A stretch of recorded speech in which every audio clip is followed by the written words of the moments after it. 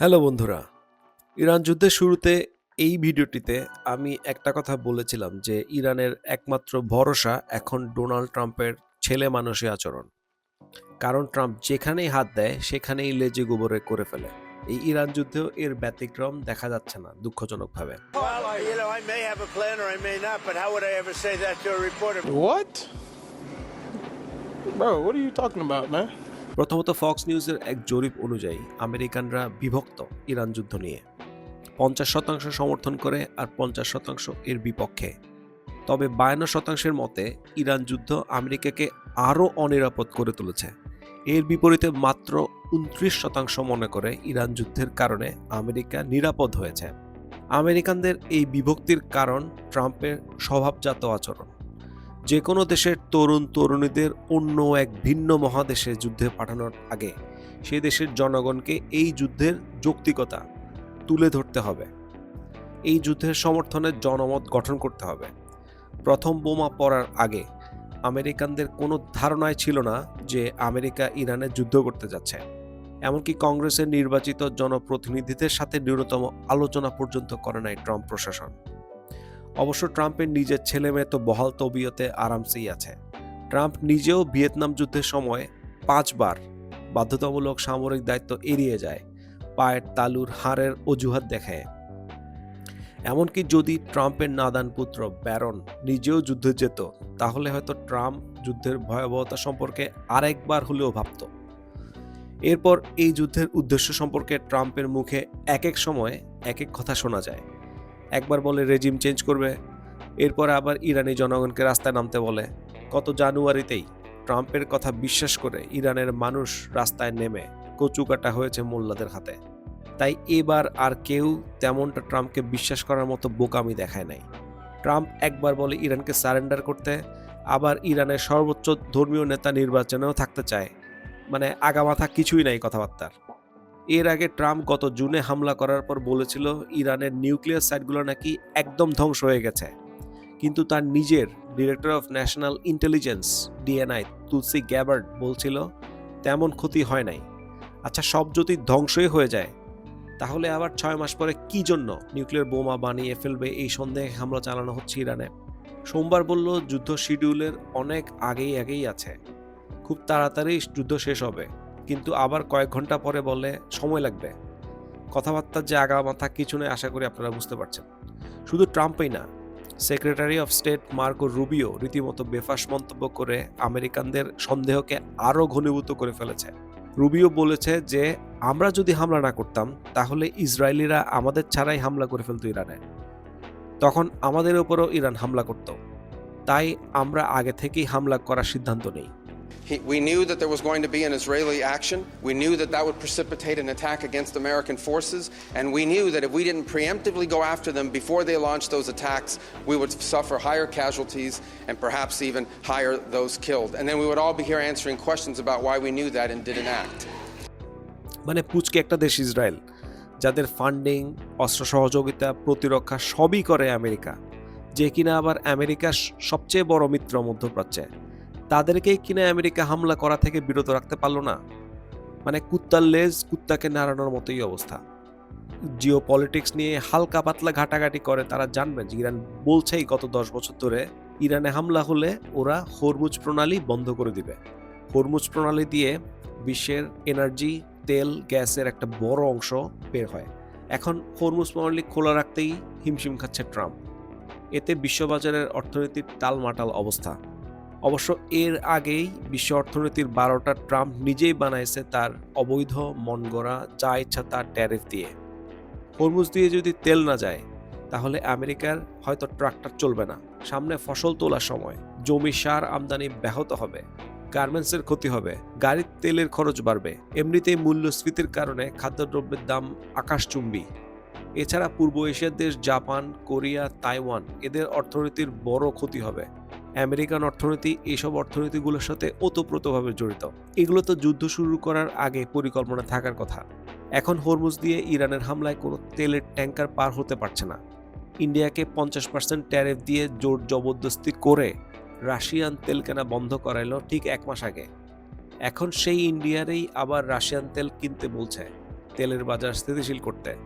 যুদ্ধের আগে তেলের ব্যারেল প্রতি দাম ছিল $70 আর এখন $120। এই ভিডিও রেকর্ড করার সময় দাম হয়তো বেড়ে $150 হয়ে গেছে।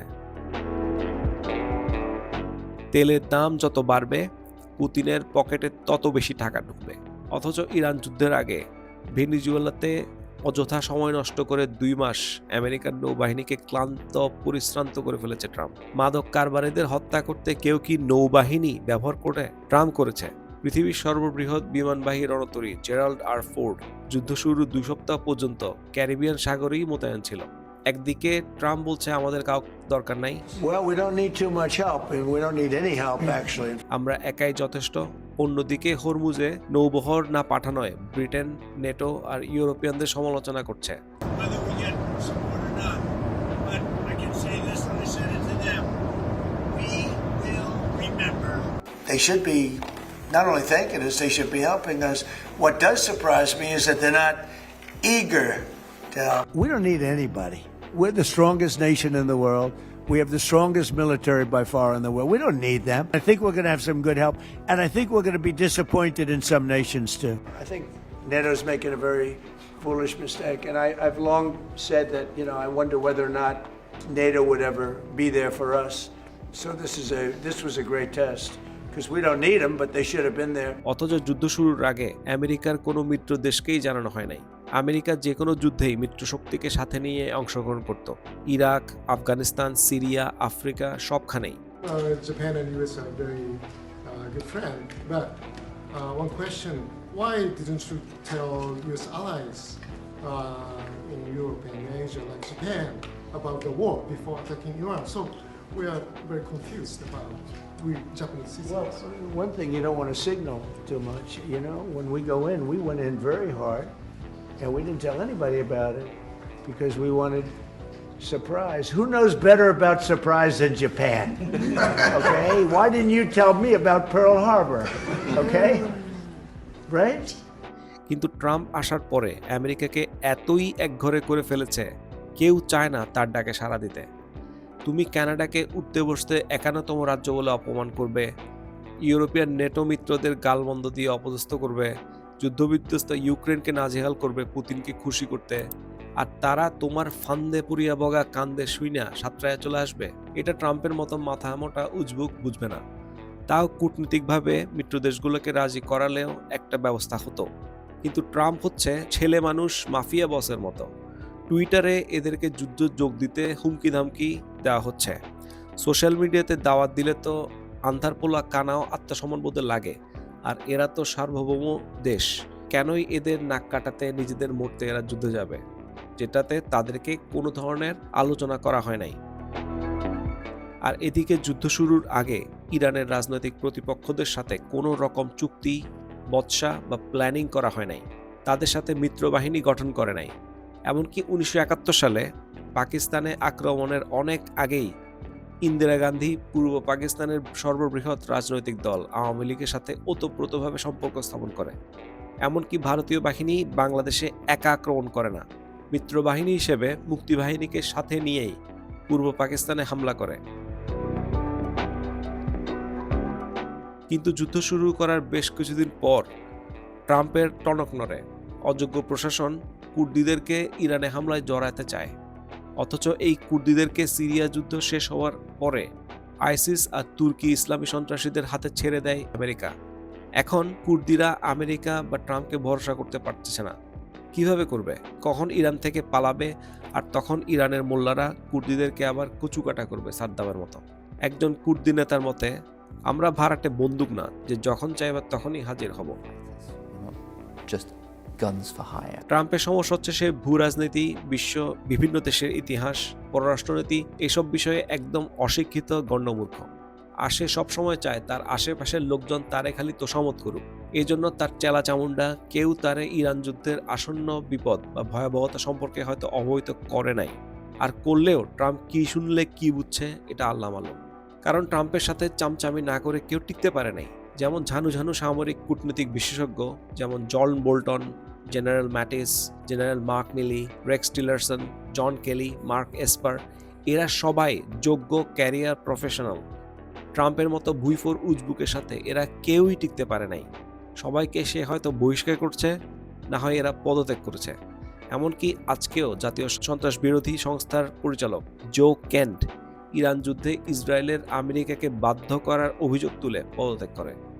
পরিশেষে বলা যায়, ইরান যুদ্ধের শেষ তখনই হবে যখন আত্মকেন্দ্রিক উজবুক ট্রাম্পের স্বার্থে আঘাত লাগবে। ট্রাম্প হয়তো আমেরিকার আসন্ন মধ্যবর্তী নির্বাচনের কথা ভেবে হুট করেই কাগজে কলমে আমি জিতছি ঘোষণা করে দিবে, কিন্তু এতে আসল জয় হবে ইরানি মোল্লা রেজিমের। এর ফলে হিতে বিপরীত হবে। যে মোল্লারা নিজেদের 30,000 মানুষকে কচুকাটা করলো, তারা আবার নতুন উন্মত্ত উচ্ছ্বাস আর জিঘাংসায় এই পারমাণবিক বোমা বানাবে, মধ্যপ্রাচ্য ও বিশ্বে সন্ত্রাসবাদ চালাবে নতুন উদ্যমে। আমেরিকান মিলিটারির উপরে ভরসা আছে, কিন্তু ট্রাম্পের ওপরে নাই। বর্তমানে তাই ইরানের একমাত্র ভরসা হচ্ছে এই ছেলে মানুষ ডোনাল্ড ট্রাম্প। যুক্তিবাদী হন, মুক্ত মনের মানুষ হন। ধন্যবাদ।